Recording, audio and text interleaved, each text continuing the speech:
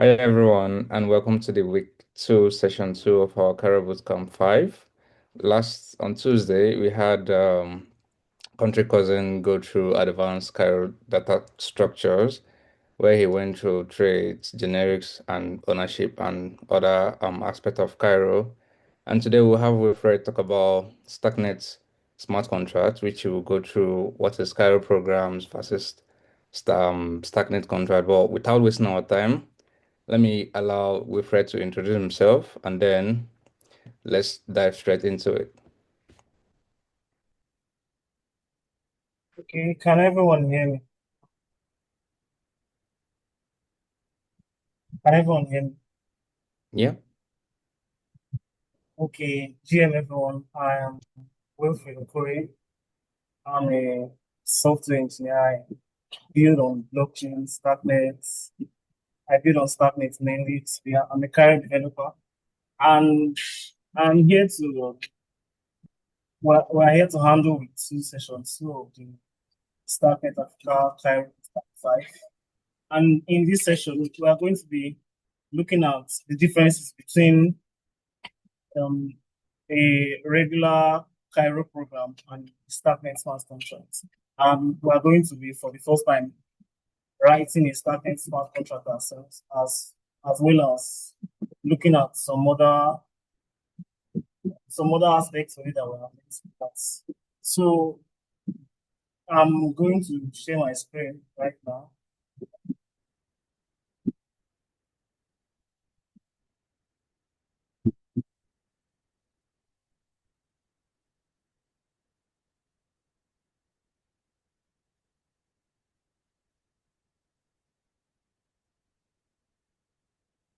Okay, can everyone see my screen?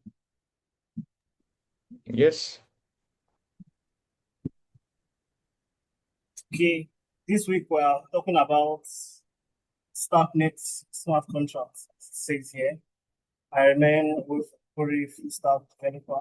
And what's on our agenda today will not really be looking at Cairo program because I believe from the past session, everyone have learned what the Cairo program is and have learned how to write programs using the Cairo language. So we're going to be mainly looking at what a Starknet smart contract is and the difference between Cairo program and Starknet contract. Then after that, we are going to have a hands-on coding session for a while.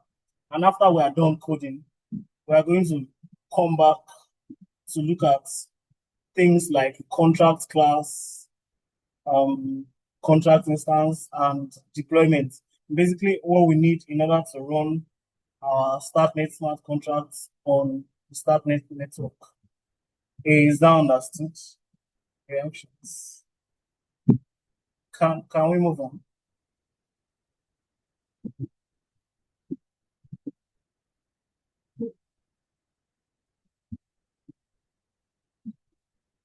So, oh, sorry. Can everyone hear me? Yes, we can hear you. Okay. A Starknet smart contract is a special Cairo program designed to execute on the it's designed to execute on the Starknet network, which uses a Cairo-based program. Unlike a regular Cairo program is stateless, it's basically a set of instructions. So it only works on arguments that you pass to it. It does not have memory of anything that has happened before or after. It's like a salesman that doesn't know anybody. That doesn't know anybody.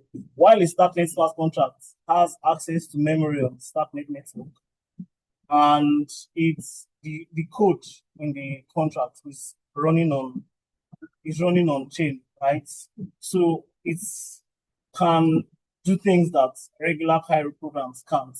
A regular Cairo program does not have access to on-chain data and on-chain states as it were, while a Starknet smart contract does have access to it.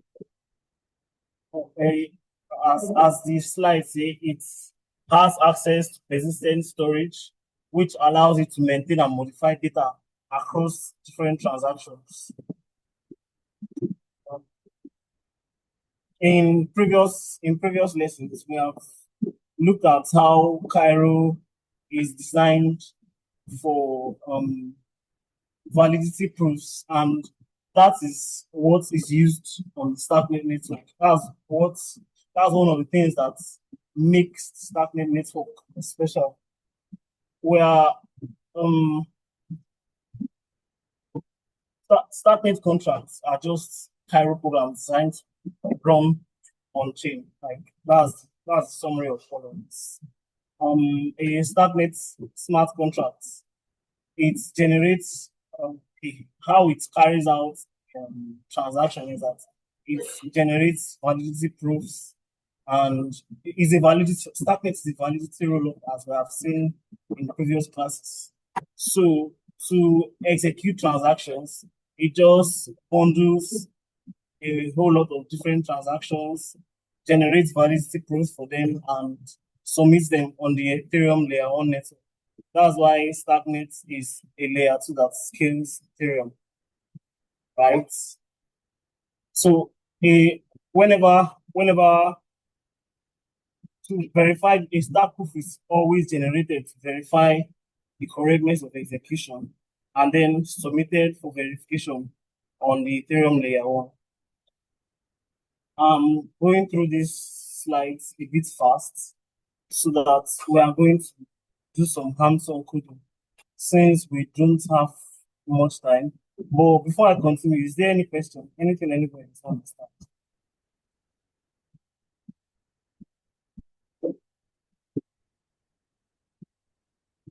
No one? Okay. And just to be sure, has everyone here set up their has everyone here set up their Starknet dev environment, installing Scar, um, SN Forge, and everything? Have we all done it?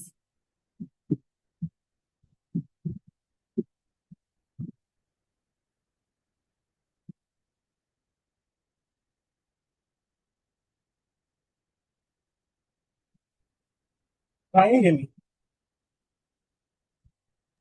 Yes, people are responding. They are giving thumbs up.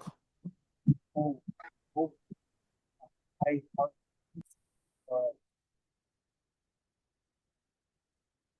okay. Again, last time, I'm just saying it again so that we all remember the difference. I mean, in time when we're writing it, it's going to stick to every message. Unlike a Cairo program, which is stateless, the Starknet contract runs inside the Starknet VM and has access to persistent storage, can update state variables, exchange messages with layer one, and call other contracts that are also running on the Starknet network.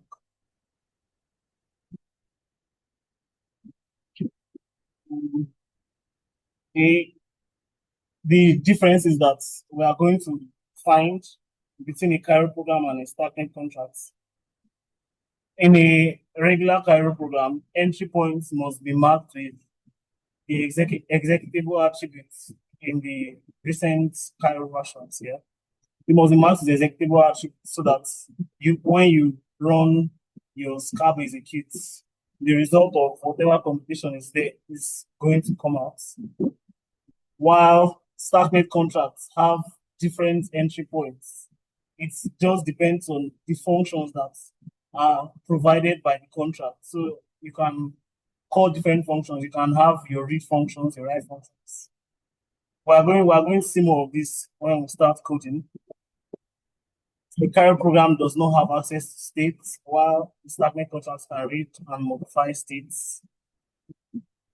A Cairo program runs in the Cairo VM, and the Starknet contract runs in the Starknet VM, which itself uses the Cairo VM. Okay, blockchain interaction and deployment. Cairo programs are not deployed on Starknet, while Starknet contracts are deployed on Starknet. And there are certain attributes that we need to mark our code basically when we're writing Starknet contracts. Things like interfaces, events, storage. We're going to be seeing all of them in time. Yes, sir. Uh, Continue. I can hear you. Were you asking a question?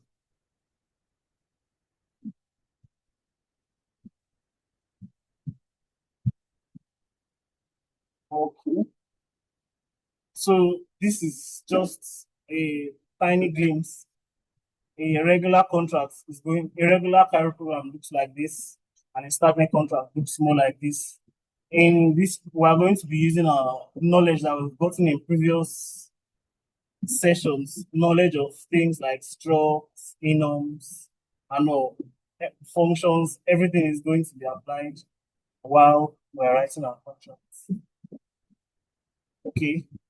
So before I go to the contract class, let's head over to VS Code and do some coding. So I'm just going to clear. Can everyone see my screen still?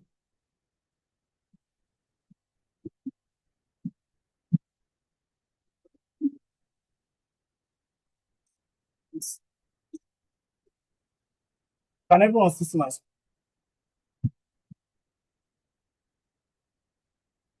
Yeah, I'm not in VS Code yet. I just opened my WSL terminal. So I'm going to see. And the first thing that we are going to write today is a simple storage contract. I'm sorry, hold on. You can only see the slides. The first thing we are going to write, the first contract I'm going to write. I'm actually currently on the slide, so when I switch, I'm going to ask you again. We're going to be writing a simple storage contract, and I actually want everyone to follow, so that when everyone to follow, so that when we write another contract, because the target here is to write more than one. The first one is, should I say, for the culture, just so that we are going to learn how contracts work. We are going to learn the order. And then the second is so that it's going to actually enter. So let's move over to this piece. Can you see my WSL terminal now? No. Ah, okay. Hold on. I'm going to stop sharing and share again so that you can see it. I think I made a mistake.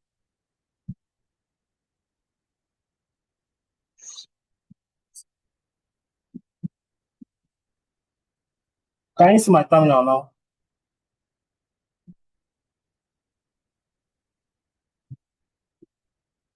All right. Yes, yes. Scarb new. Let's call it counter contracts. And we're going to be using Starknet Foundry setup. So code counter.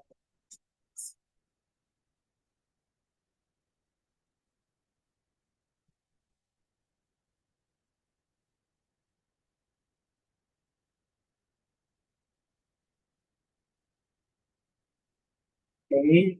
So can everyone see my VS Code window? I believe yes. Yes. Yes. Very good. So as with usual Cairo programs, the most important file here is the lib.cairo. Anything that is not specified in lib.cairo is actually ignored by the compiler. We're going to be looking at more of that in going forward. So before we change what's here, let's just look at, this is a template contract. It's the Hello Starknet contract. It's very famous. So let's just look at what it contains. The first thing you can see here is you can see a trait.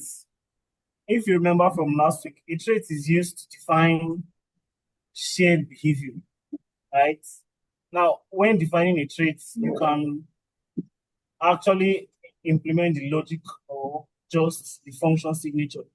When writing Starknet smart contracts, we can define interfaces for our contracts. Interfaces are blueprints for your contract code. An interface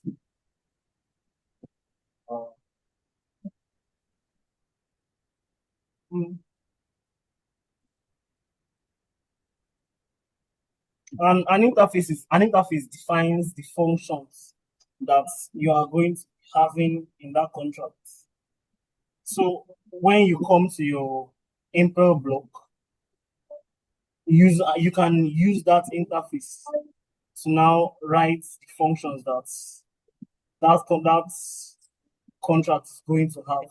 There are other options to use, but that's the most common pattern for writing Starknet contracts. First of all, you define your interface using the traits. Then you you declare your contract this mode, whatever the contract name is. Sorry. And then once you do this, the contract there's one compulsory part the contract is going to have, which is the storage. Each contract must have the storage. So you define the storage structs, and you can actually go to the Impel block. So I'm just going to remove everything from here. What we're writing is a counter contract. What the counter contract is going to be doing is that there's going to be a counter, which is a state variable. It's defined in the storage, right? And then you can either increment or decrement it by a particular number. So first thing I'm going to do is pub traits, I counter, I like making everything pub. Sorry, C contracts. But since this is a Starknet interface, I'm going to mark it with the Starknet interface attributes. And I'm going to write the function signatures for my functions. Is anybody actually coding along? I think I'll pay if someone was coding along. Anybody? Has anyone set up their environment? Is it just Jumbos?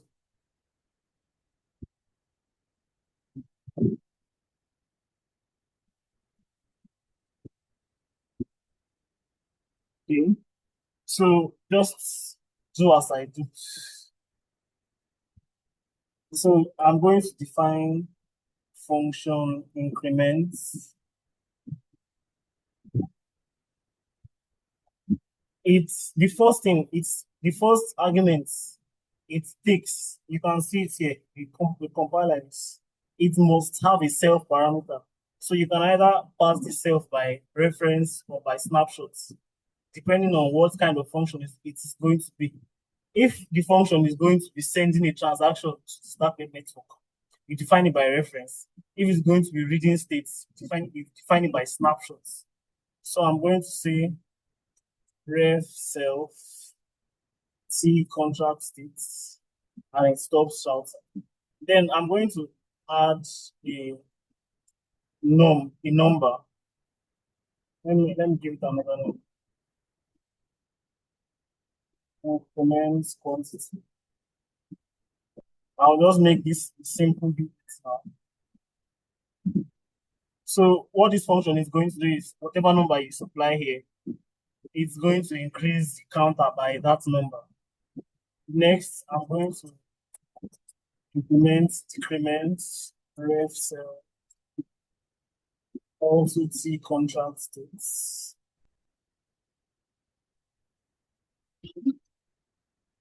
And increments, I'll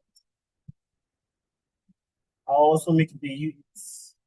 Then I'm going to make one getter function, get counts. And in this case, I'm not sending a transaction. I'm not modifying states. I'm reading states. So I'm going to pass it by snapshots. That's at T contract. And it's going to return the count, which is going to be a simple unit. So this is my interface now. As I said, what the interfaces do for us is that the interface is defined, it gives us the blueprints that we're using to implement the function, basically. And on another level, it mutates into the API that we use to interact with the contract from outside. We are going to be seeing that later in this class. So after defining my interface, the next thing I'm going to do is mode counter, which is the name of my contract. And since this is going to be a Starknet contract, not just any module, I'll decorate it with the Starknet contract.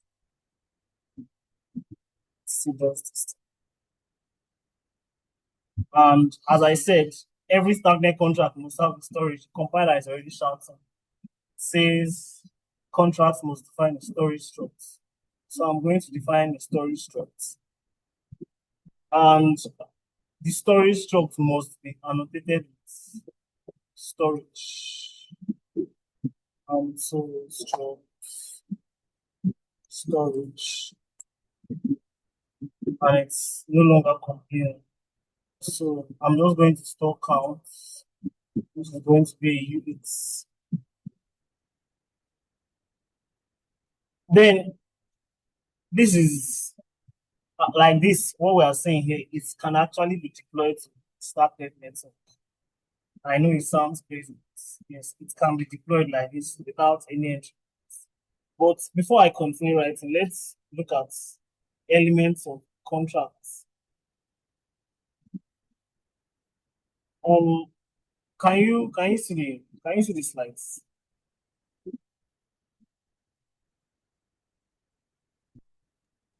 Can you Can you put the slides on slideshow instead? Okay.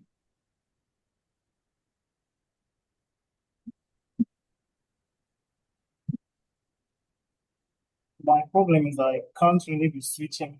Okay.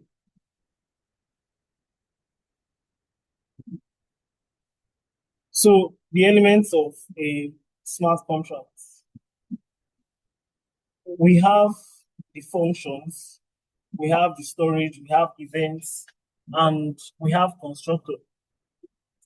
Optionally, you can have things like components. Okay. Do I need to share the slide now? Can't I just share it after this?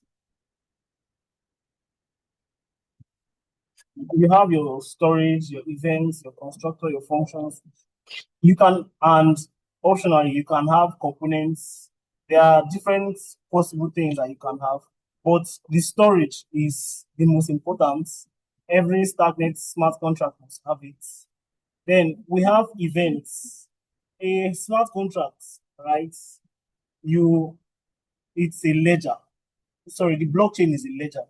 So you can read from it, or you can write to it. Writing to the blockchain is performing transactions, while reading from the blockchain is performing calls.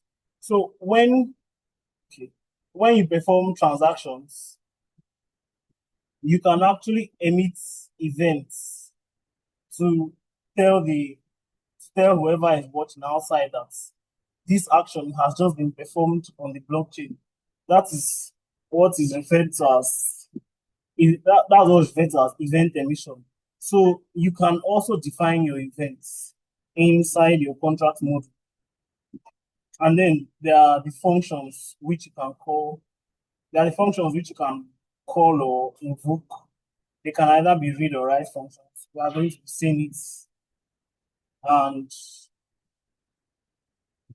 let's go back to our VS Code. Can you see my VS Code window? 5.7. Can anyone see my VS Code window? Yes. All right. So I'm going to define my events. It's defined as an enum, and then it must be marked this event. So I'm going to mark it. And then I'll derive attributes. I'll derive job. Start.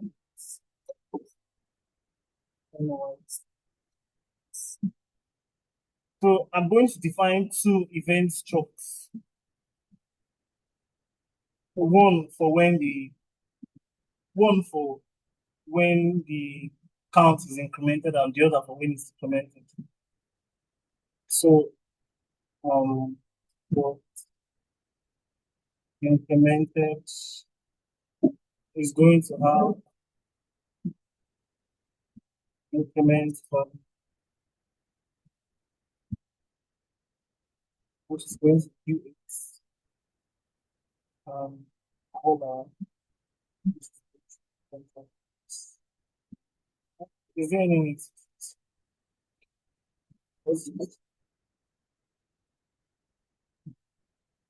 And it has to be, you have to derive the appropriate attributes for it. In this case, they are drop and start with events so that you can add it to this enum there. When you define these structs, then you can come over here and say implemented.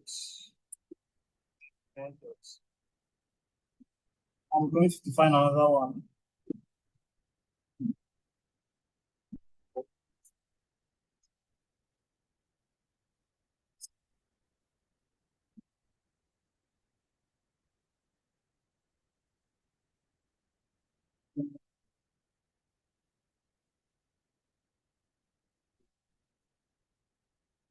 Polar contract office. Then I'll come here, I'll add this. So I've defined events for this contract. Whenever I perform these actions, I'm going to implement this logic. An event is going to be emitted, which specifies the value by which it was incremented or decremented, and the person that carried out the action. That's the caller, which is represented by this contract address. Then is there any other thing? Okay. We have next thing is when this storage by default, they are depending on what you are storing in your storage structs. Not everything has a default value. I think a U8 actually has a default value of 0, but sometimes it might be storing the owner, for example, and there is no default contract address. So you have to initialize your storage variables and possibly carry out some other actions when you are deploying your contract to the Starknet network. That's where the constructor comes in. Function constructor, and it has to take the self as a reference contract states. And then you also have to decorate it with this decorator constructor. So inside my constructor here, what I'm just going to do is I'm going to initialize this my count to 0. You can actually decide to initialize the count to something like 10, so that when nobody has performed any action, the count is going to be 10. Then, in order to write to storage, I'm going to import these utilities, Starknet storage. I'm going to use storage pointer read access and storage pointer write access. I put them in curly braces here so that because I'm importing more than one trait from this storage module. So since I have this, I can write storage now. So the way to write storage is self dot count dot write whatever value from 0. So yeah. In this constructor now, I've initialized my count to 0, and then I can go on implementing my functions. I'll define my storage, I'll define events. I have my constructor. So the next thing is going to be the impel block. But before I continue, does anyone have a question? Is anybody confused at any point?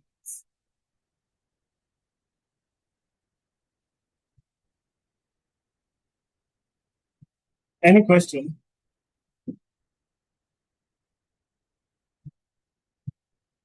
Okay, I can hear you. You can turn on your mic. Hi, Wilfred. Hi. I would like if you could explain it once again, because I think I blinked and then the next thing we were right into the storage.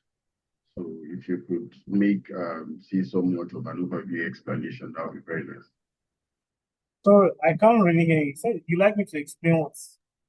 Okay, so I'm saying if you could, if you would be able to explain everything over again, I think that would be very nice. Because personally, I blinked and the next thing I didn't understand how that got. All right. I'm going to go over it again, but very fast so that we can actually achieve a lot in this class. Is that okay? Yeah, that's very fine. Okay. The first thing we did is we defined our interface. The interface is the blueprint. It's going to guide your implementation. It's basically telling yourself what functions you are going to what functions you are going to be carrying out in this contract. There are different ways to actually do this, but this is the most common and the recommended setup, right? So I want to implement the counter. What do I want from the counter? I want to be able to increment the counts. I want to be able to decrement the counts, and I want to be able to read the current counts. That's what this interface just tells us. It's implemented using a trait, of course, and I put just the function signatures here. So increments, decrements, and get counts. The increments quantity, I'm going to change it to value, just so that it will be consistent with my events. So I'll pass an increment value here, and the count is going to be increased by that value. Same way, I can pass a decrement value here, and the count is going to be decremented by that value. And then I can actually read my counts. Do you understand? Are you following? Okay. Yes. Then next thing I did is I declared my module. I called it counter, and then I had to decorate it Starknet contract because it's supposed to be a Starknet smart contract. And then a Starknet smart contract must have a storage struct. So I created my storage struct, and of course I decorated it with storage as well. In the storage, what I want to store is the counts, so that it's going to be my reference whenever I want to increment, decrement, or get count. Is this storage variable I'm going to be referring to? So that's storage. And then I define events. I mentioned that events are, I'll call it notifications to the outside viewer that this smart contract has performed this action. So whenever the count is incremented or decremented, I define strokes for events that will be emitted. Do you understand? Are you following? Yes. I define strokes that I define strokes that are going to be emitted whenever actions are carried out. So when I increment, I'm going to emit this event, and when I decrement, I'm going to emit this event. However, in order to you must derive the Starknet event attribute. You must derive this trick when you are when you are writing an event, and then it must be inside this event, because this is what's marked with events. Yeah, I think that's best. Okay, the next thing I did is I wrote the constructor. The constructor is a function that runs only once and it runs at deployments. So I gave an instance in some cases. I might want to store owner of a particular contract. Some types on Starknet have defaults. I think this unsigned integer types, or if you don't define them, they automatically default to 0. But there is no default contract address, for example. I might want to I might want to store different data types in this storage that don't have defaults. So my constructor gives me the ability to write what they will be by default. So I can actually initialize this with the value of 10 instead of 0. And in the beginning, the count for this contract is going to be 10. Do you understand? Are you following? You can comment on it. Very good. So Yes, I'm following. that's all we've done for now. And yes, in this place, I wrote storage. In order to write storage, you have to import you have to import some utilities from this storage module. In this case, I imported 2, which are the storage pointer read access and storage pointer write access. So the storage pointer write access, you can see that this one is unused for now, but this one enabled me to write to the storage inside here. Like if I remove it now, this write is giving me an error already. So yeah, that has to be there in order to write storage. Do you understand? Are you following? Can I continue? Yeah. Yes, you can continue. Thank you. All right. The next thing to do is your impel block. So I'm just going to import this I counter here. This is a separate module. So anything outside this module, it actually cannot recognize unless I manually bring it in. So I'm going to say use super and I counter. Super just helps us go to the scope outside of the current scope. Go to the immediate scope outside of the current scope and get whatever I want to get to. So this I counter is defined outside of this module. So I have to use super to get it. So I'm going to say info,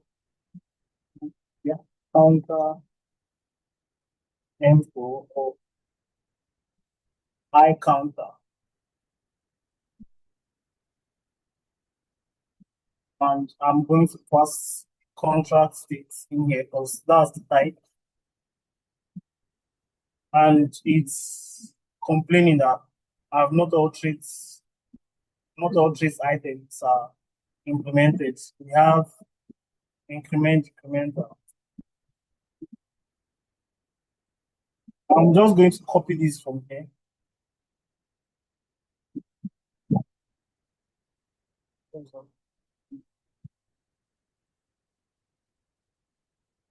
I'll paste them here. Then I'm going to change my T contract states and I'll change this to curly braces. So this is where I implement the actual logic of these functions here. This interface can actually be reused across multiple contracts. So that's another advantage of using interfaces. So to increment, I can do this in two ways, but the most efficient way would be to just get whatever is here, increase it and write it back. So let's current count import self dot count dot range. It's a U8.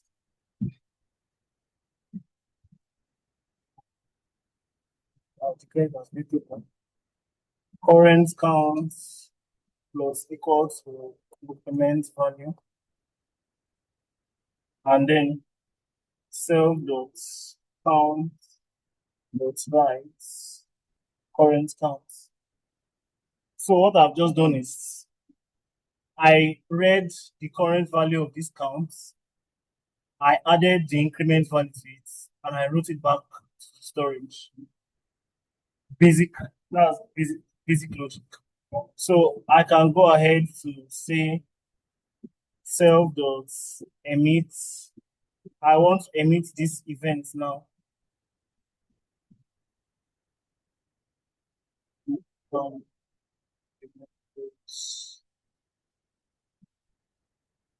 And it's missing to the increment value. Okay, let me do it like this first. And color. Now, when this is a transaction, this function is a transaction on the network. And transactions usually have colors. You cannot write the blockchain if you don't have an account. So how we get the account of whichever color in Starknet is I'm going to implement the function. So I'm going to import the function. Get color address. So let's color import get color address.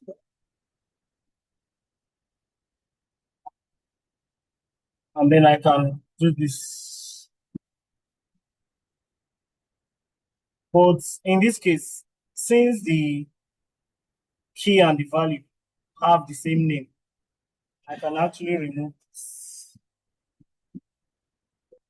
And it's going to be the same. I'm sure you must have learned this last week when you learned Cairo. So does anybody have any question about this particular function? Any question?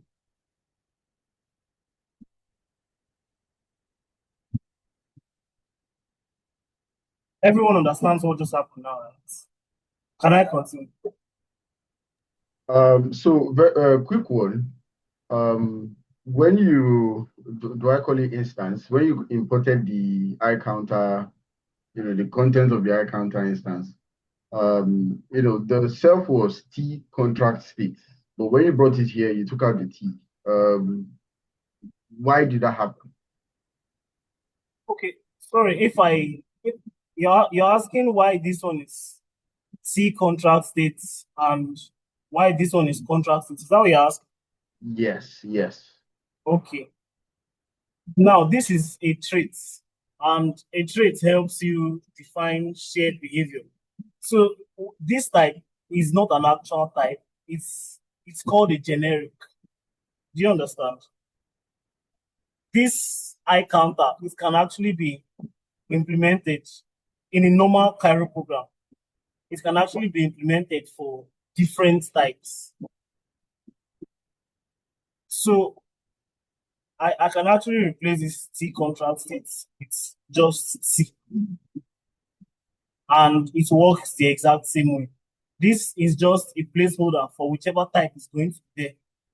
So when we are implementing it inside the smart contract, the type we are targeting is the contract state type. Do you understand? Oh yeah, yes, that makes more sense. Yeah, thank you. Any other question?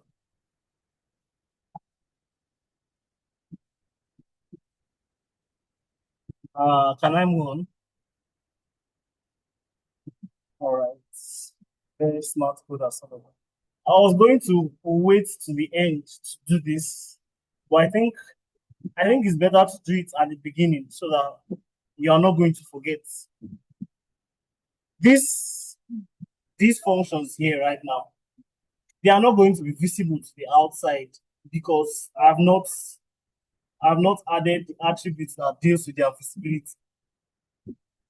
So if I want them to be callable from outside, like someone that wants to interact with the contract, to be able to see this function and call, I'm going to have to add ABI embed v0. So this attribute enables the functions inside here to be called from outside. I was going to wait to the end because sometimes you don't always want, it's not all the time you want your functions to be callable from outside. But most of the time, you want these functions here to be called from outside. Maybe if you are writing a complex contract that has multiple implements, but as you are writing Starknet contracts, you are going to be seeing some of these things. And of course, there is the Cairo. Well, I'm not going to. What's the default visibility for Cairo Sorry, functions? What's the default visibility for functions in functions in Cairo contract? I can't hear you. Can you type? Sorry. Can you hear me now? Yeah, but the voice is a bit shambled. I don't know. All right, I'll type. All right.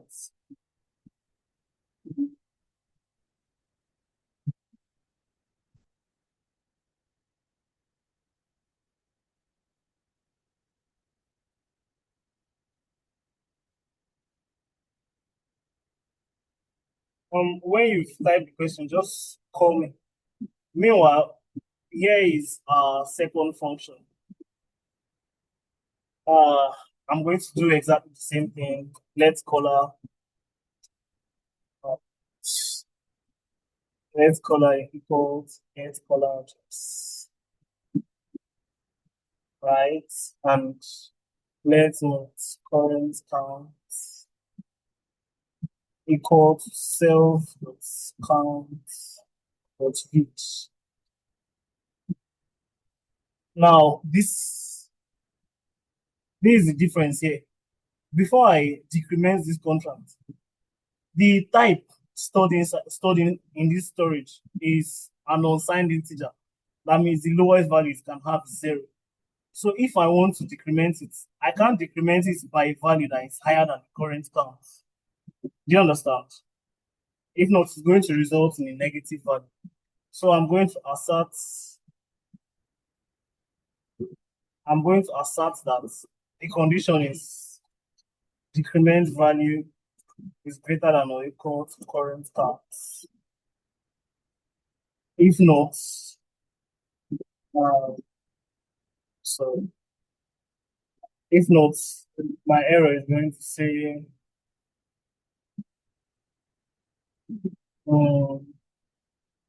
will result in underflow. Now, if a person supplies a decrement value that is greater, that is, oh, sorry, it's supposed to be less than or equal to.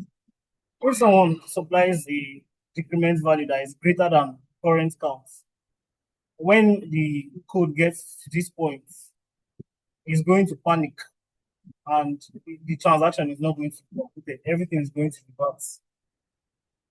Once I've done this assertion, I will now see current count minus equal to increment value. And then self dot count dot write current count. And then I'll emit the event self dot emit incremented decrement value and column. And that's all for this function. Very easy. Any question? Okay, the default visibility for functions. Okay, exactly. Unless you make it public, everything is private.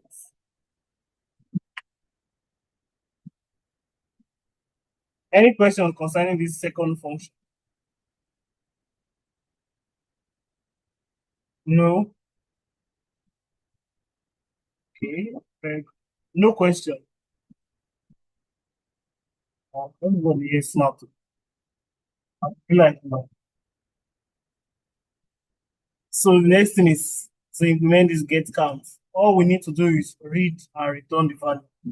So I'm just going to say self.count.read.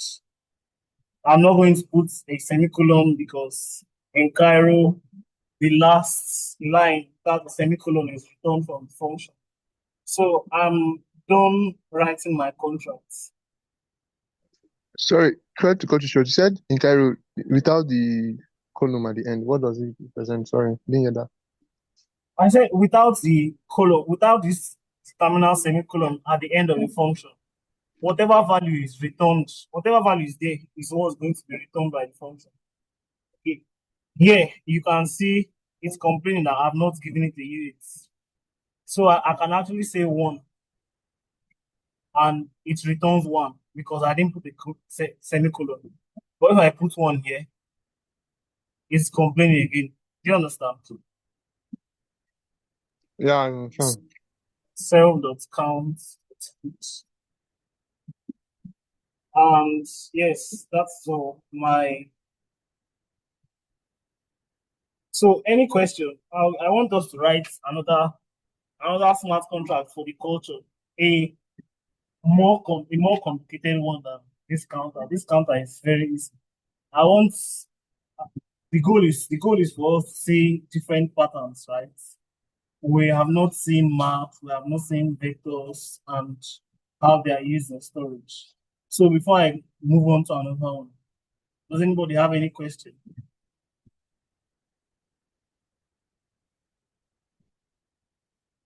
Okay. I go next. I'll go to my terminal again.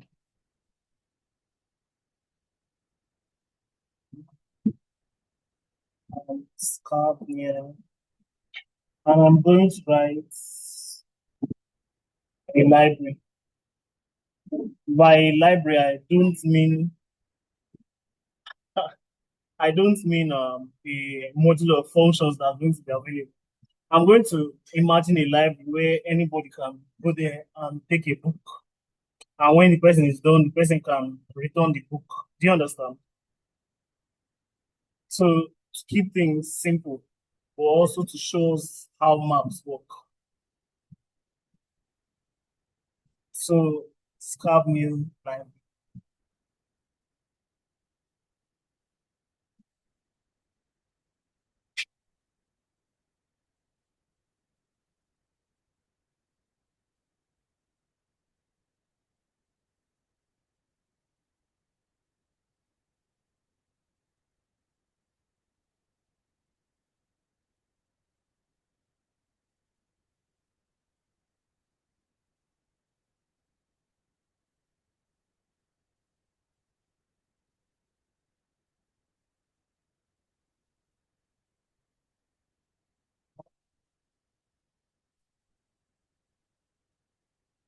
So can everyone see my screen again?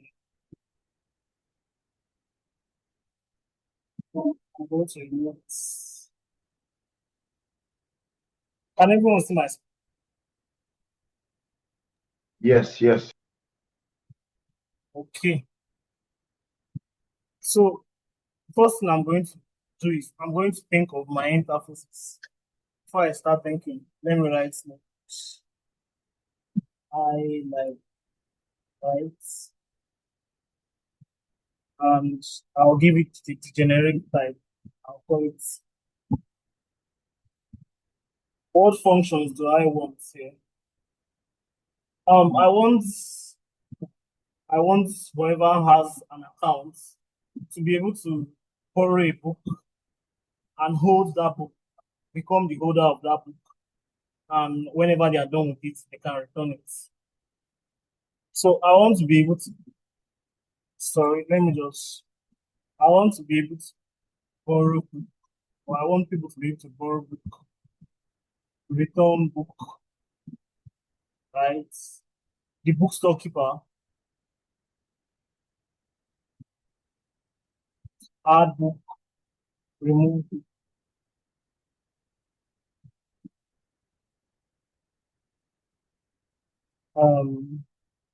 see current book holder. What else is there? I think that's all. Okay, get obvious and get all.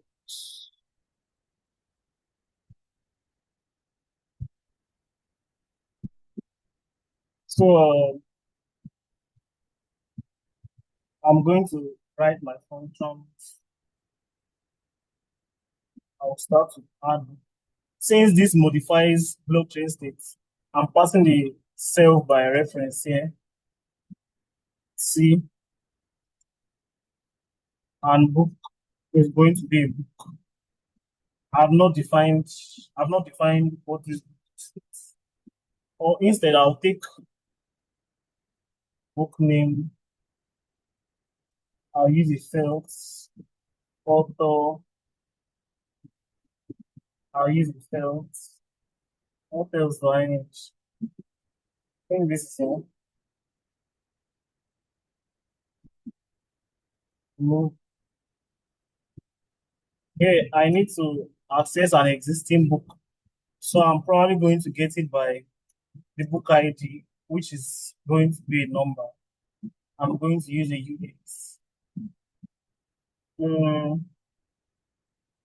Borrow book. This is also writing to states. And I'm going to use the book ID to identify the book I want to borrow. Same thing as return book.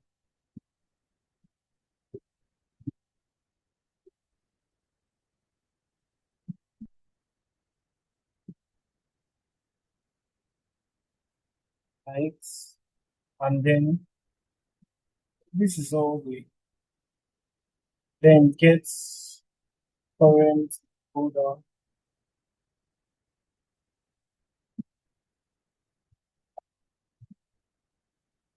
This is reading from states. So it's not going to be passed by reference. Book ID.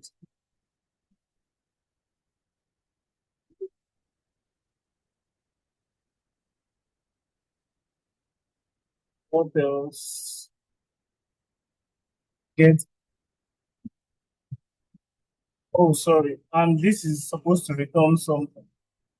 This is going to return the address of whoever has the, still that it's auto imported down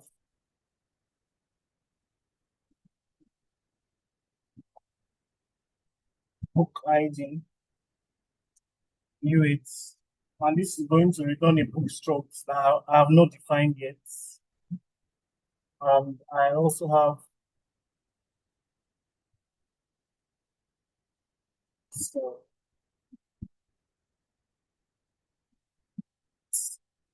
and this is going to return an array of books.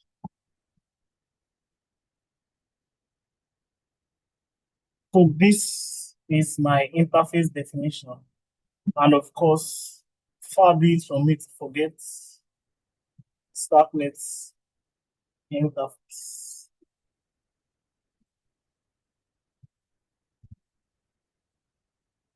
It's complaining because it does not know what book is. So, struct book, each book is going to have an ID, which will be U8. We'll have a book name, which is going to be a file 5.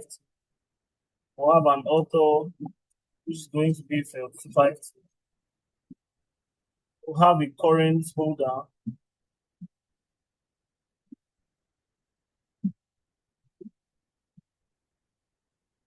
By default, librarian is the book holder.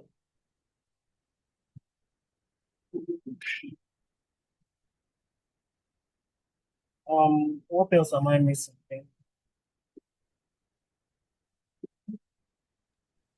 The book ID. Sorry? The book ID. Shouldn't it be Book ID. book underscore. Yeah. Okay. Borrowed. Borrowed is going to be a boolean. I'm just doing that one for the fun of it. So I'm going to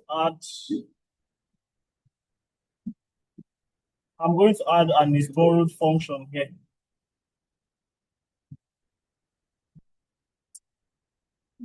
And this is just going to return whether or not someone apart from the library is in that book. Do you understand?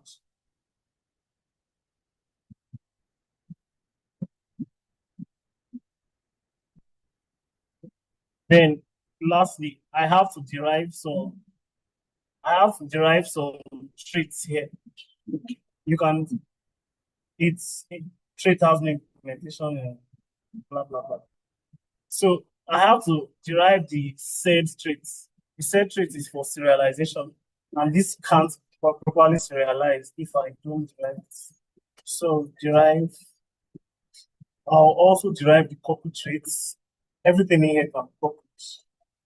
The drop traits, said traits, and then because I want to be able to write this storage, I also derive the Starknet store traits.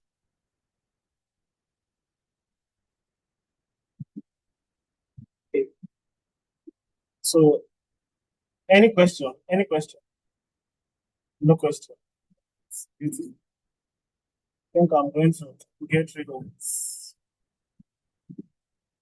Then mode like I'm going to make this Starknet contract.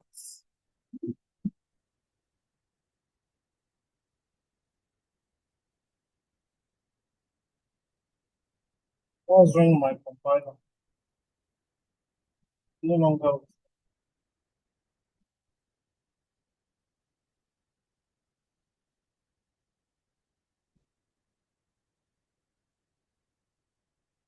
I think my WSL is about to panic.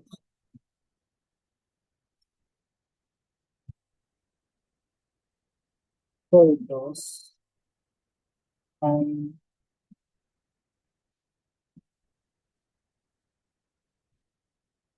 Just the same things same things that we have done. Sorry, let me close this.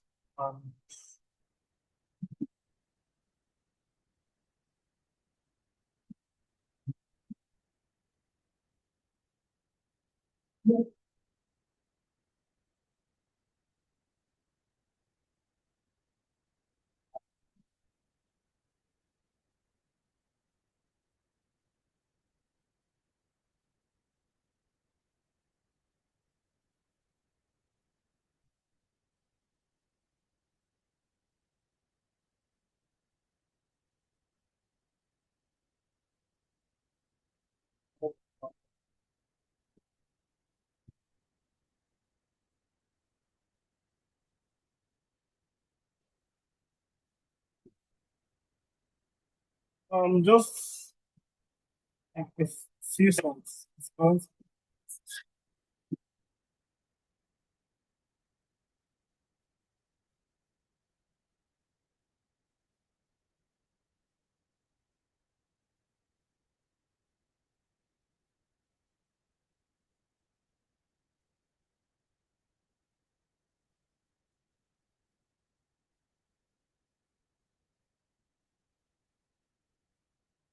Uh, what were we doing again? What's the name of the project?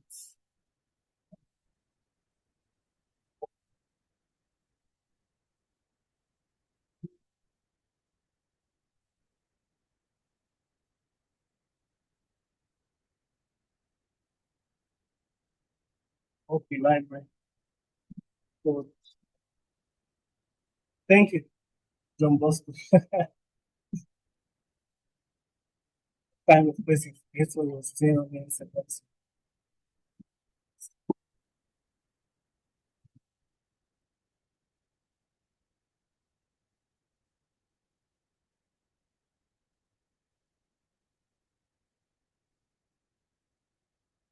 So, can everyone see my VS Code window? Hopefully, you can. All right. So, what were we about to? We were about to define what we are going to be storing. We're about defining what we are going to be storing. So, I'm going to be storing books as a map.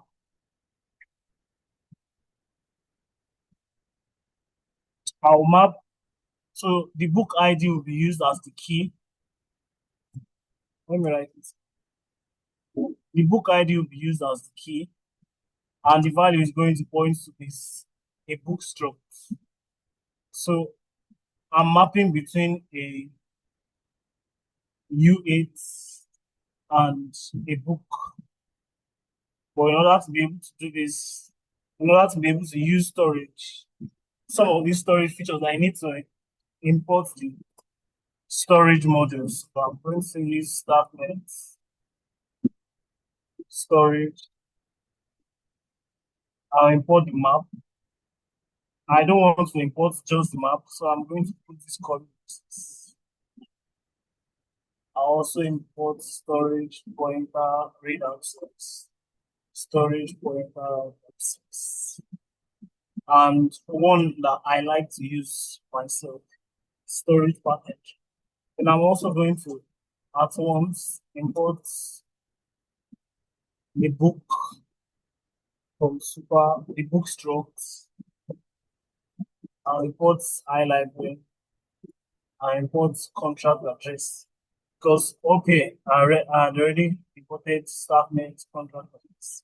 So there is no need to code it again. So yeah, is there another thing I need to know? I need to also store the librarian. So the librarian is going to be a contract address, and he's the only one authorized to. He's the only one authorized to do what? To add and remove books. Yes, to keep things simple. Then I'm going to implement a few events. So book borrowed, so book returns, and what other? Okay, book added, book removed, book added, book removed. I'm leaving them empty for now. Up here, I'm going to derive uh, job and Starknet events. I'm going to do the same in all events that I want.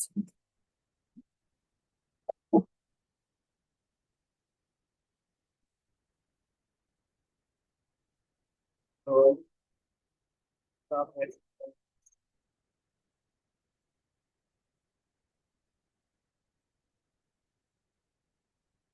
Starknet. So I'll come over here, say book borrowed, book borrowed, book returned, Um, book address, book address, book removed, book.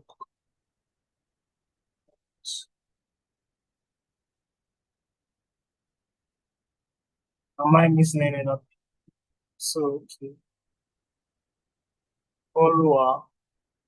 The borrower is going to be a contract address. Oh, the current holder. It's not good.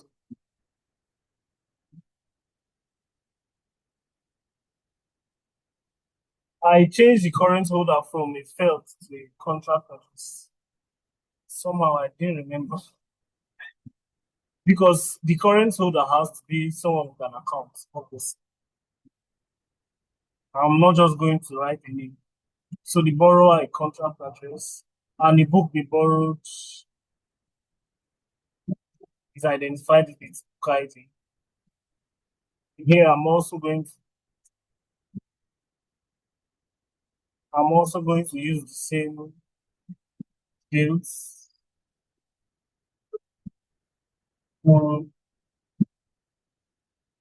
We'll just use the book name. Today fields and book item. This will be a unit. And then for book removed, I'm just going to use book item. It's going to be a unit. Any questions so far? Then okay, I'm going to Please. just for the culture. Okay, I can hear you. What's your question? Okay, please. I just wanted to ask why we are defining go up, please. Just go up. Why we are Go up. defining Can you just go up? I want to like go up the smart contract, the beginning of the smart contract. up, Okay, like yes, why we are defining this book struct outside the main contract. it's just a struct. You can actually define it anywhere and import it. If I wanted to, I could define it inside the contract. But I define it outside the contract because my interface is also outside the contract. And I had to use it in the interface. Do you understand? Okay, yes, I get. Any other question? Anyone? Can I confirm?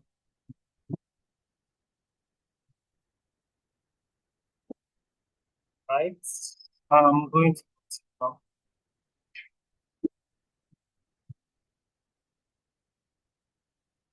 So the next thing I'm going to do is my constructor. And the name of the constructor function has to be constructor. It must be constructor. Pass my contract states. So what and what do I need to initialize? I don't need to initialize the books because it's a map. By default, every value there is 0 or whatever default values this book struct has. I can actually derive the defaults for this. I can define an impel for the struct, but there is no need for all of that. What I need to store is the librarian contract address. So I can do this in two ways. Either I assume that the librarian is the person that is deploying this contract. In that case, I can use get caller address. But in many cases, when you are deploying contracts, you actually don't deploy from your account. It can actually be deployed from UDC or another contract entirely is used to deploy it. So the safer way is to pass in the address manually. So the librarian is a contract address. And I'm just going to say self.librarian.write librarian. Did anybody get what I just said? You could actually be deploying from any address. So it's not really ideal to use get caller address within the constructor because the intended librarian might not be the caller. So it's safer to pass in the librarian manual. I think that's all we have to do. We can, okay, another thing, we should put a book count, which is going to be a U8 as well. So that it helps us keep track of books. For the book IDs, I'm going to be using incremental IDs. So from 1, 2, 3, blah, blah, blah. So the next thing is, I'm just going to go ahead and write API embed 0. Then library iLibrary. And the type is contract states. And it complains that I do not have all traits items implemented. So I want to change this. The need to change this. There is a reason. Anyway, let me just copy it. Let me just copy this.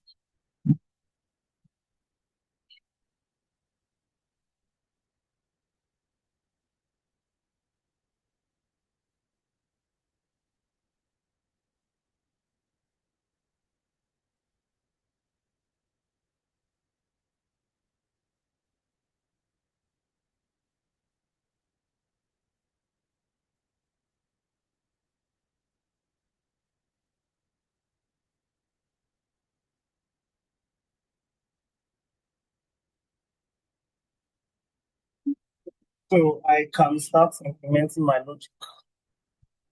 First of all, I said the add book and remove book can only be done by the librarian. So the first thing I'll do is I'll assert that the person calling this is the librarian. And in order to do that, I must get the function to use Starknet get caller address. My compiler is no longer supporting this live. So let's call to get address. And then I'll assert that the caller is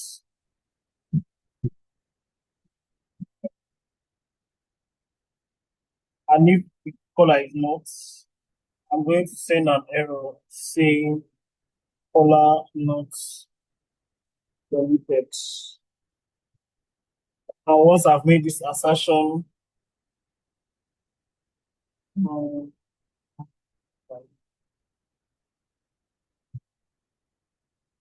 let's new book equals this is my book count. I didn't initialize it. Nobody reminded. Self book count. That's right. So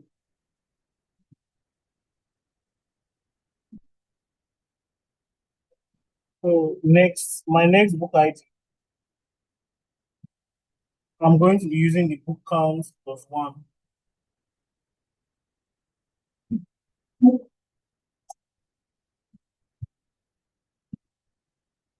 So for my new book, I'm going to be the book strokes.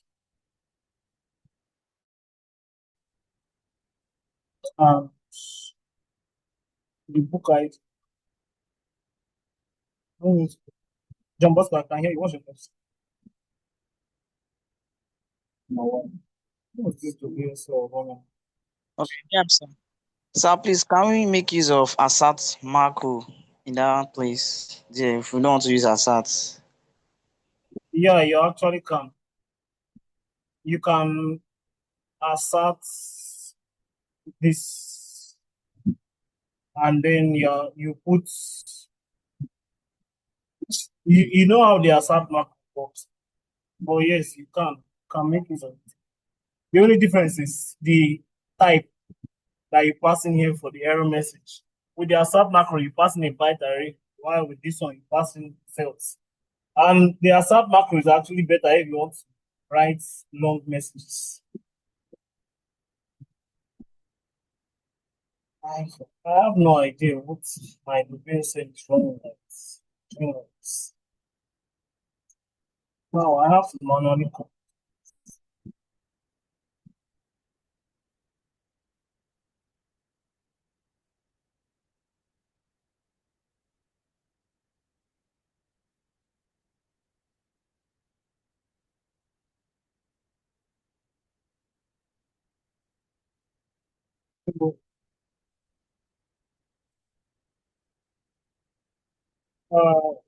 Sorry.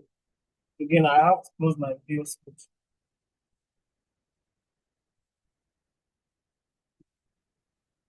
Oh, sorry.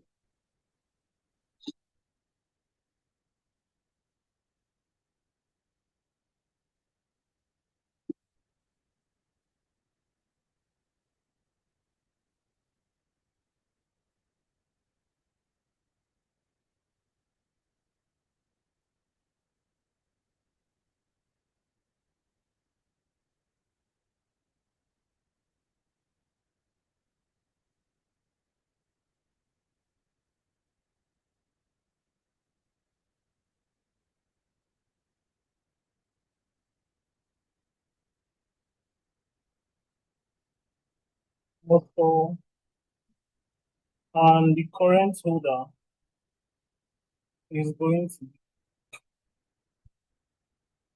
I want to get the value of the librarian. Self the librarian.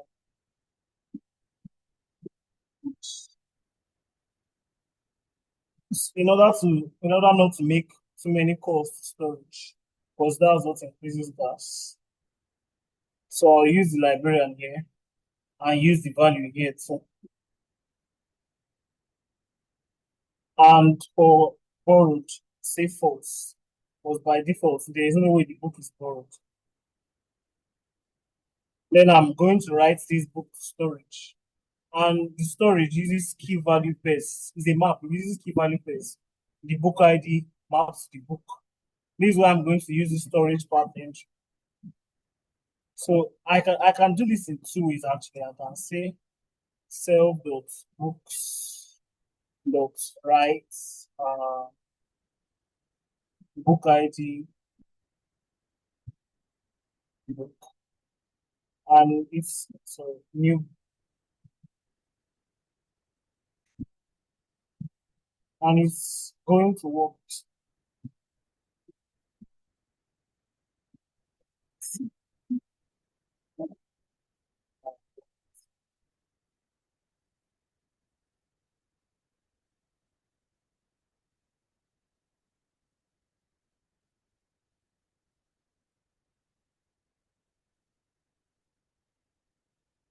So it's this is my preferred method so that you know which is key, you know which is value. Or sometimes they can be nested maps. So this is better to do that, to perform that. So now that I've written this book to storage, I have to increase my book count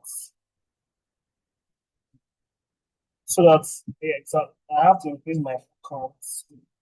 Self.book count dot write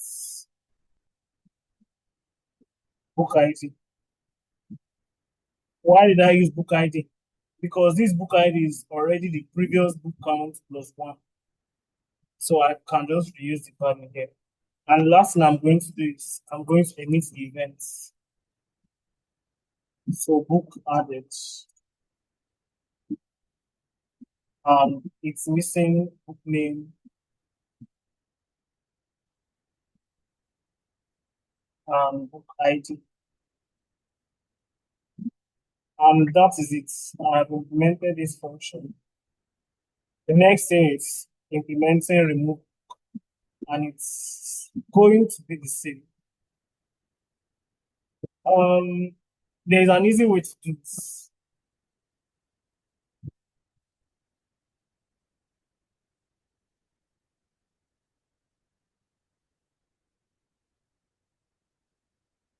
hold on. I can actually put this,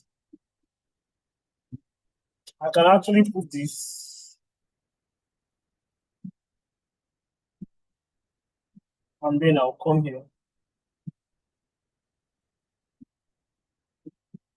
This is easier, but there's another way to do it. You can write a special impel for this book stroke, but there is no time to do that one right now.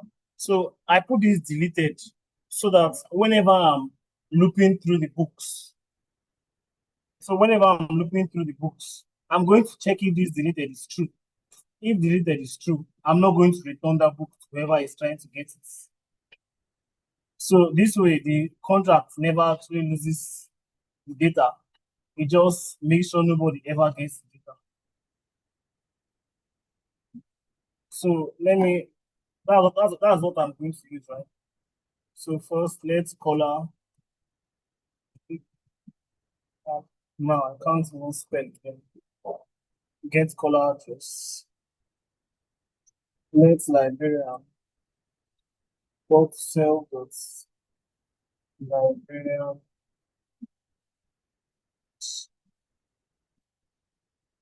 Assert.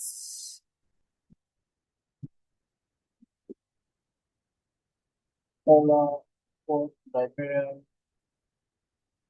And my error code is that color not permitted. And what's the next thing to do? Next thing is to get the book with that ID. So let's book record style dot entry book ID dot reach.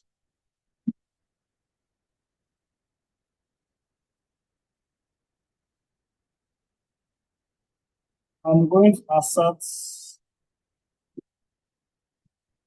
that the book dot author is not equal to 0, because that's default field 2525. If the book author is equal to 0, it means that this book does not actually exist.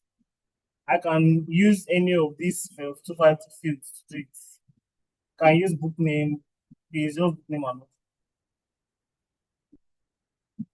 and my error code is book does not exist. Then, okay, let me make this mutable.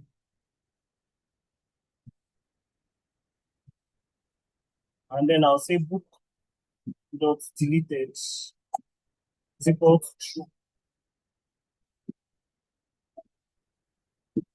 And then I'll write it back. Entry title. That's right.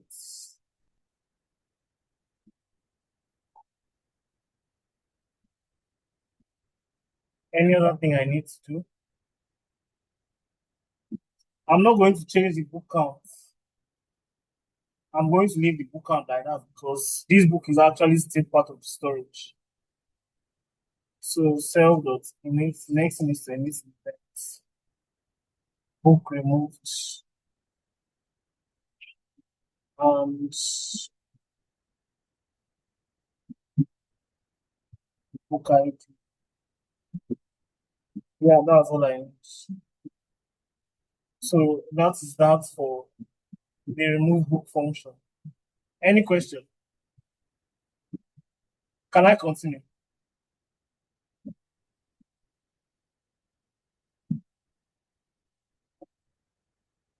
Okay. Yes, that means everybody's following. Next thing is borrow book. So in this borrow book, the only thing I'm doing is I'm changing who the book holder is. So let's call our person that wants to borrow be equal to get caller address. I don't need to make any assertion because anybody can borrow book. My lab is a free line. So let's move book is equal to self dot books dot entry book ID dot read. I'm just going to say book dot current holder is equal to color, and then book dot borrowed is equal to true. Any other thing I need? Yeah. Then sell dot emit book borrowed.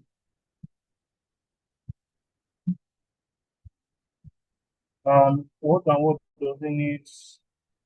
Borrower as color, and what else? Book ID.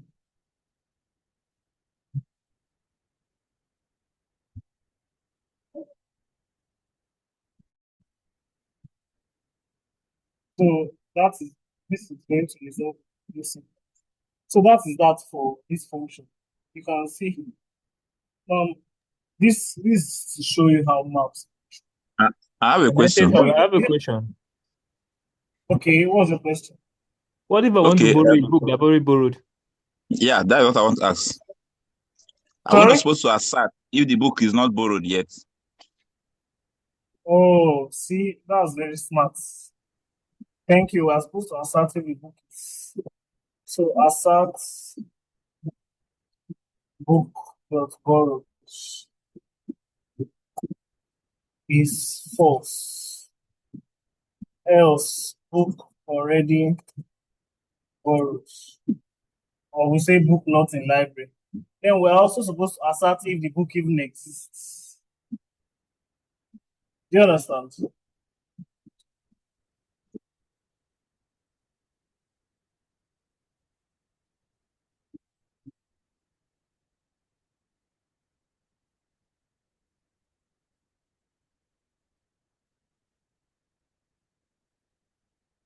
Yeah, that was very smart.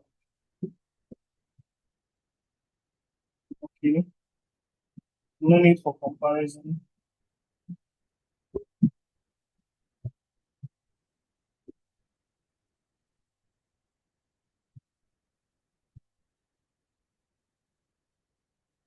So is there another thing I need? Return book. So what is my book? Okay. Let's color it.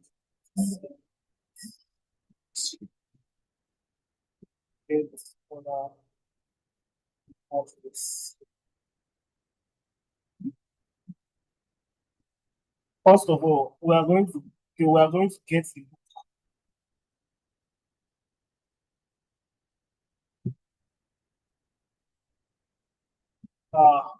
My WSL is about to panic again. I'm seeing the signs here. But before then, let's write as much as we can. So this is the book, right? Next thing we need to do is no. Next thing we need to do is assert that the book current holder is actually the caller, so that nobody will come and return a book that did not borrow.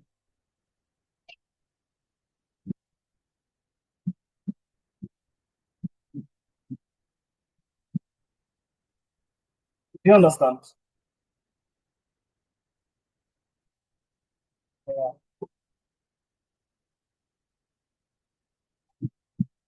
And we actually also have to assert that book even exists.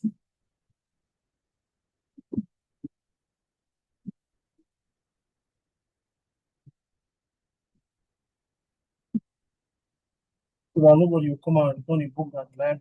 No. Then we can say book dot current holder is now equal to the librarian.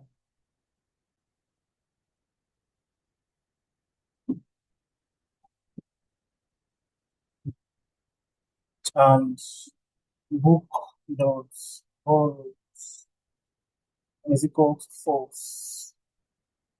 Then we are going to emit an event book returns, which is meant to take our borrower who is the caller and book guide.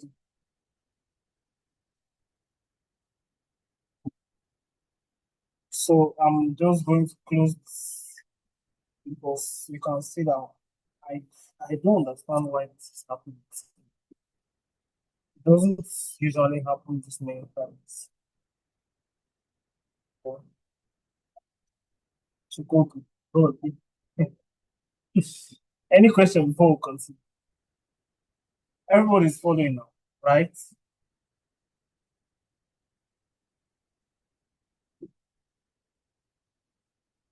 Any question? Sharp. Daniel, Moses, anybody at all? Nice, nice, nice. Please say participants. Stanley, Solomon, there. No. Please, if you have questions, ask. Ask.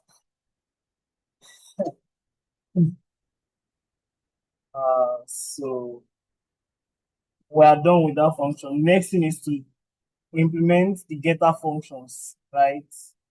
So these ones are going to be very easy. Let's we don't have to make it mutable because we are not mutating any states. So that's entry book ID dot switch. And then we are going to return the book dot current over.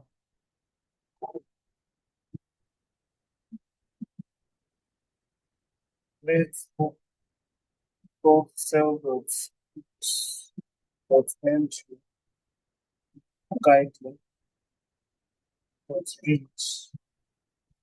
And then we are going to return the borrowed boolean. Very, very easy.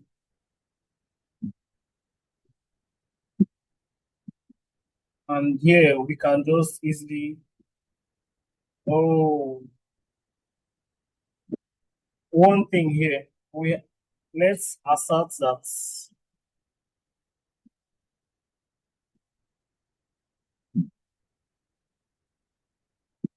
Okay, let's leave it this way.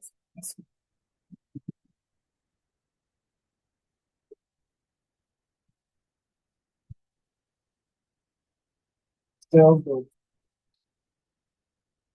entry book ID dot reach.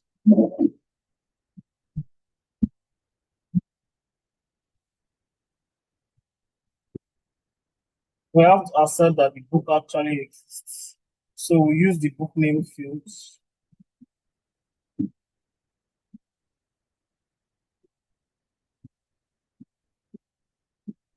And in these places, we also need to assert that the book is not deleted.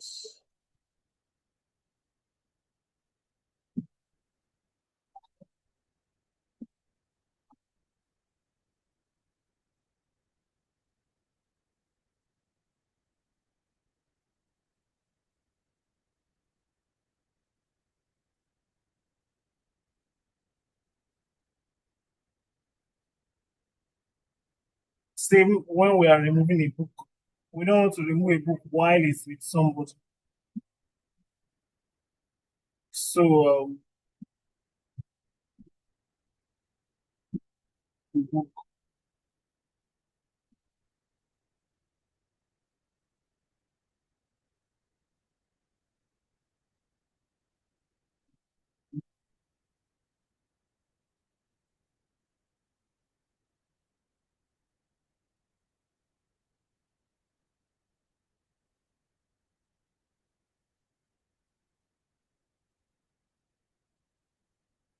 also the book the Is anyone following what I'm doing? Am I too fast?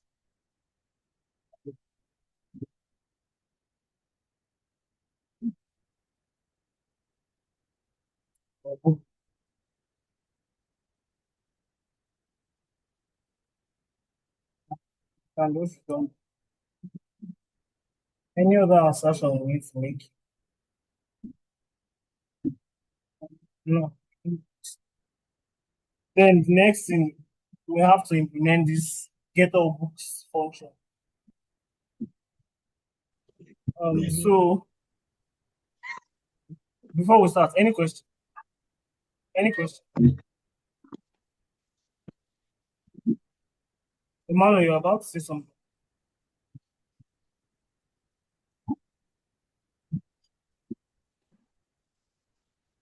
Okay.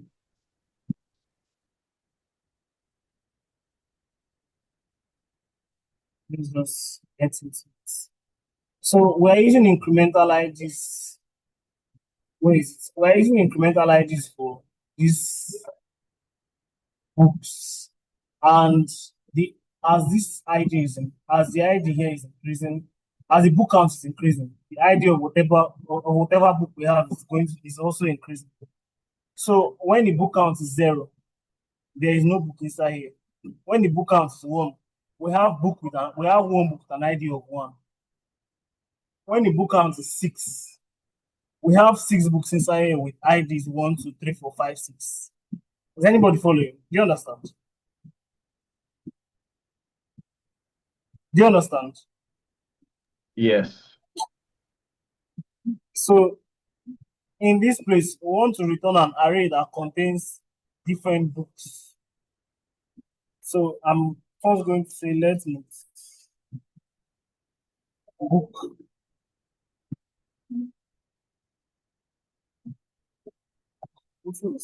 Book array.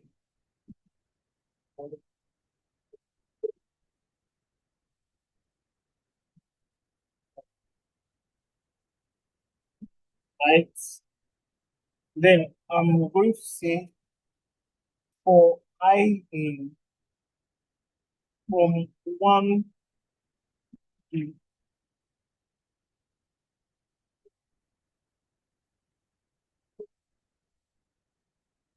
but if I do it this way, it's going to read from 1 to the number before this. So you must have learned this, but I'll use this equal sign here. I'll use this equal sign here. So the range is going to include the value of these book counts. So I'm going to say let current book equal to self dot books dot entry I dot read.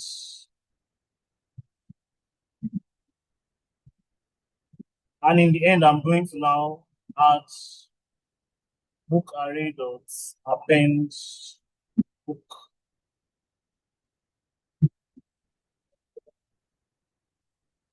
For current. So before I add it to the array, I'm going to make a few assertions. One is that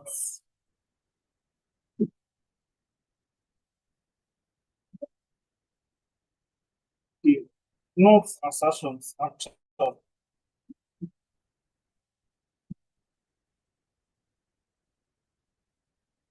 If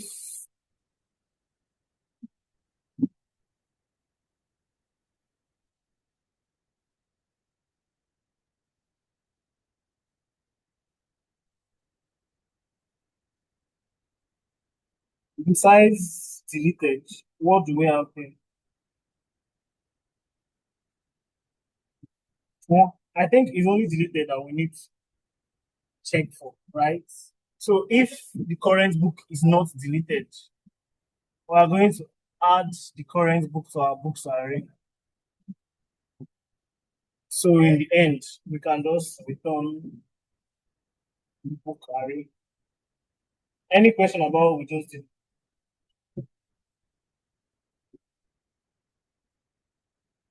Any question? Okay, so I assume everyone follows. That's very beautiful. And then we can go back to what we did not do already. Now we've practically covered all of this here. The components of the parts of the contract, elements, function. So the next thing I want to talk about is a contract class.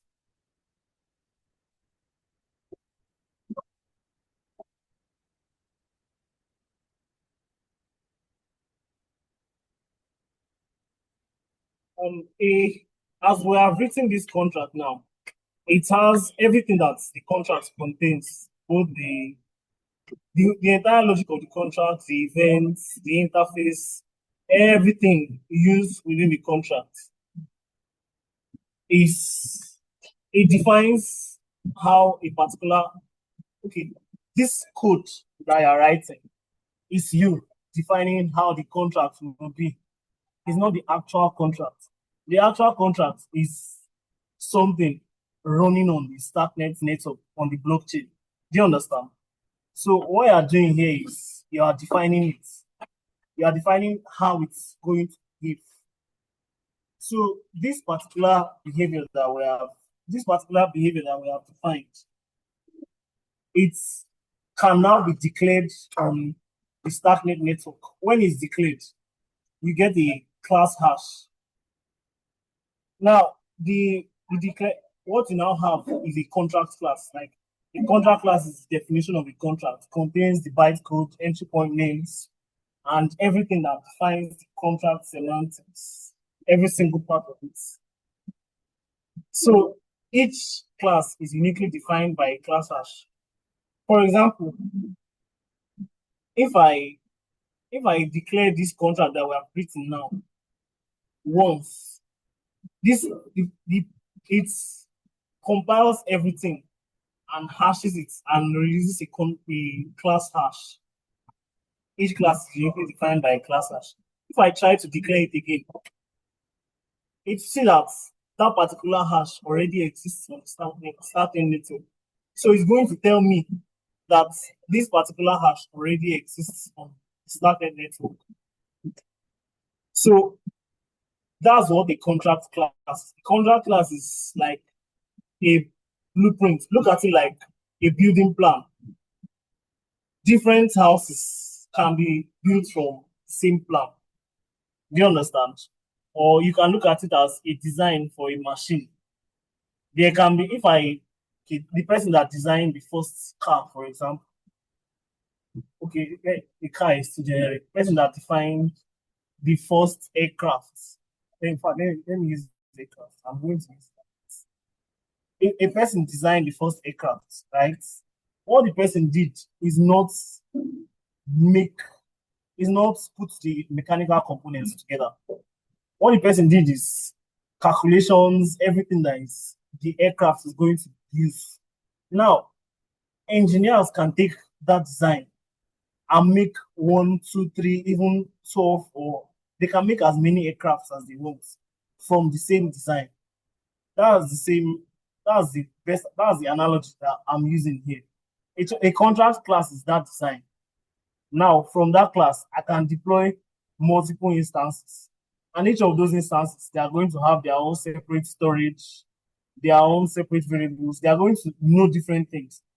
The contract class just makes sure that all of them have the same entry points and functions and define the same events, have the same storage variables, everything is a blueprint for whichever contract is going to exist. Does anybody understand what I just said? Does that make any sense? Okay. So that is what a contract class is, and it's defined by class hash. So when it's declared, the network registers it and assigns it a unique hash. And if you try to declare it again, you see that this hash has already been declared on the Starknet network. So a contract instance is now one instance is a deployed version of that contract class. It has its own storage. I think that encapsulates it. It has its own storage. So it's actually independent of every other contract instance also deployed. Just that it has exactly the same abilities. Like twins now. They don't have the same memory, but they have the same face. You understand what I'm saying? So the last thing we are going to do, or the next thing we are going to do is we are going to use SNcast to declare. So we are going to use SNcast. Has everyone installed SNFH? Who has not installed Starknet Foundry?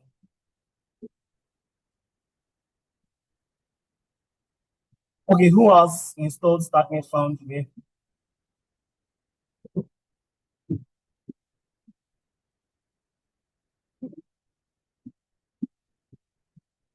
All right. So the next thing we are going to do is we are going to be using SNcast to interact with contracts. I'm going to try and make it fast. Yeah, I already have the documentation. So I already have my own account, so I'm not going to be doing this. But what I want to do is I want everyone here to create accounts. I use my name.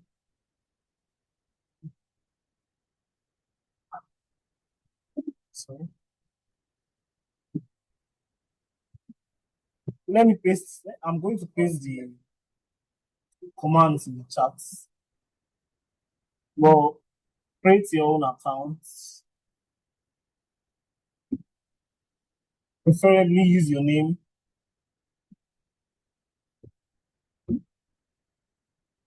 I mean, that's what I used.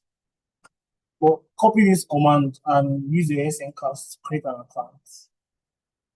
I don't know if I should wait for everyone to do it. When you create the account, I'm not going to wait for the first person to do it. When you create the account, in the terminal, you'll see an address returned to you. They'll say this account is going to be deployed at this address. So you are going to go to Starknet faucet here and paste the account there so that you refund the account. You get about 100 stack. Okay, let me add the link to the doc. All right.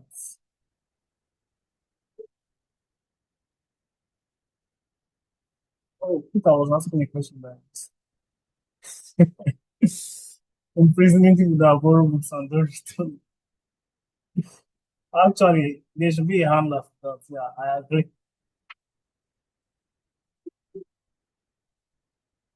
Uh,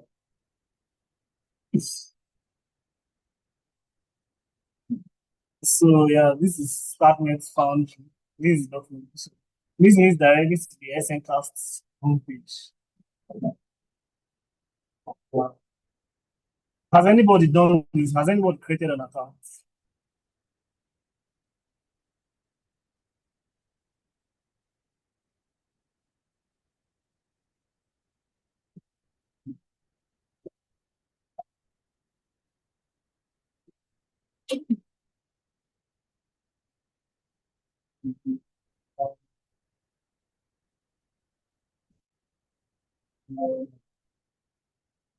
I mean, you could actually do it. You write a server outside or watch the time each person borrow the book. And if the person holds the book for like 2 days, you return it.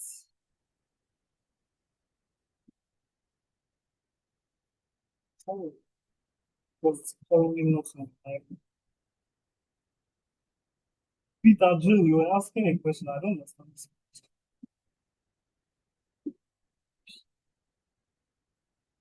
Has anyone done this? Please, let's make this interactive. I don't want to be talking to myself. So I'm being asked if I want to make the account. Do you want to make this account default? Yes or Sorry? So I'm being asked in my terminal if I want to make the account created default. Make it global. Okay, global, yeah. And yes, say yes. To make things easy for you, say yes.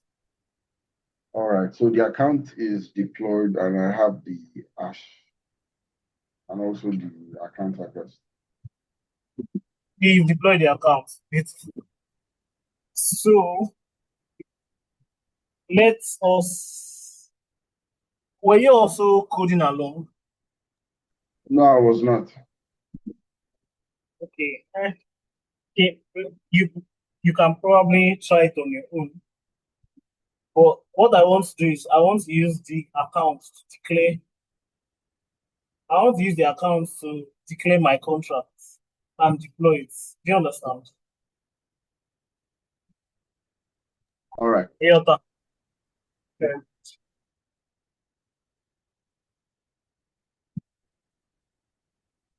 So first thing I'm going to do is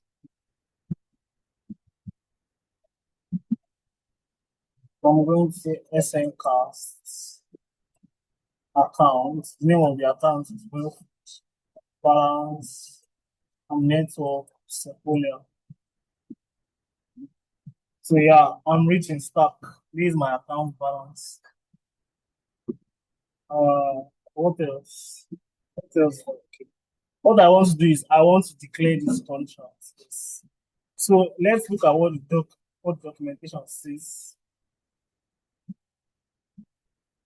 In passing your account with this flag, declare, say the network, and then the contract name as whatever contract. Very straightforward. So I'm just going to come back here as SNcast. The account is Wilfred, right? The action is declare. The network is Sepolia. And then the contract name is Hi, the contract Wilfred. name is whatever you see here. Sorry? We have already spent most of the time though, so if you can just try and round up. Oh yes, yes. The deployment is going to be the last now. Okay. Yes. So the contract name is whatever is after this mod. So mod library. So my contract name is going to be library. So I'll just press enter. SNcast makes it very easy for us. It builds the contract.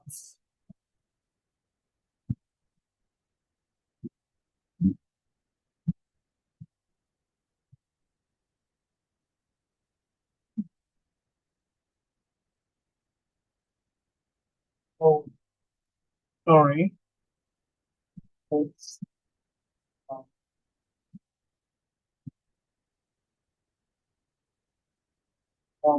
Three.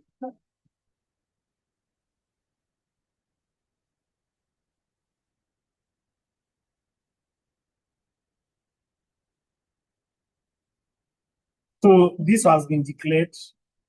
This is the class hash. You can come over any block explorer, check it. You are going to find it.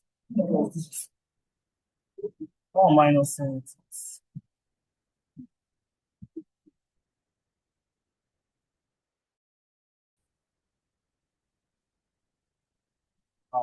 What? Anyway, declaration. Maybe it are updated there. But the last thing we are just going to do, we are going to deploy this contract. And the command is almost the same, except we are replacing declare with deploy, and instead of contract name, we use class hash. So SNcast accounts group action is deploy, network is Sepolia, and class hash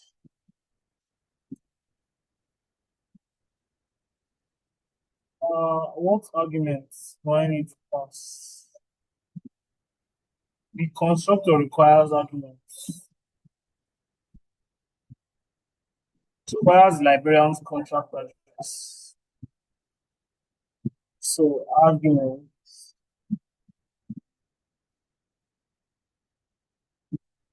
And I'm going to use this my browser.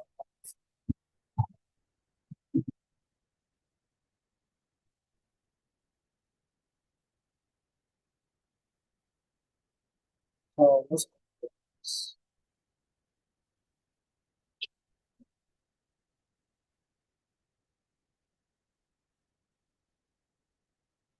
So this has been deployed. It's that easy. It's just that easy. SNCast. So there are many other things we can do. We can call the contract. We can read stuff from the contract. We can write stuff with SNCast from your command line. Last, I'm just going to do this. And here, this is the contract that we have deployed now. Look at the read functions. Current book holder is borrowed. Get. So our contract is now running on Starknet network. Our bits being testnet. But I hope that we have been able to understand what it means from writing a contract to declaring and deploying it on the Starknet network. Any question before we round up this class? In case there is any question, you can direct it to me or anybody in the Starknet Africa Telegram. And it was a pleasure being here this evening, sharing this class with you. Thank you for listening. Thank you, Starknet Africa. Yeah, thank you, Fred, for the amazing class. It was quite detailed. It felt like the coding session of it. And to everyone that participated, thank you so much as well.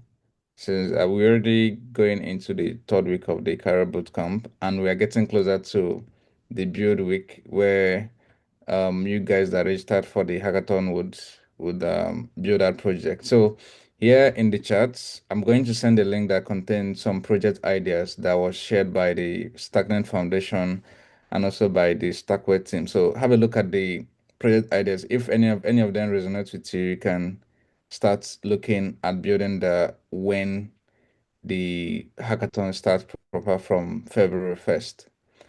And then the Cairo Bootcamp continues tomorrow, next week Tuesday, where we'll have Wilfred again, if I'm not wrong. Yeah, Wilfred again go deep into advanced contracts and front end integration.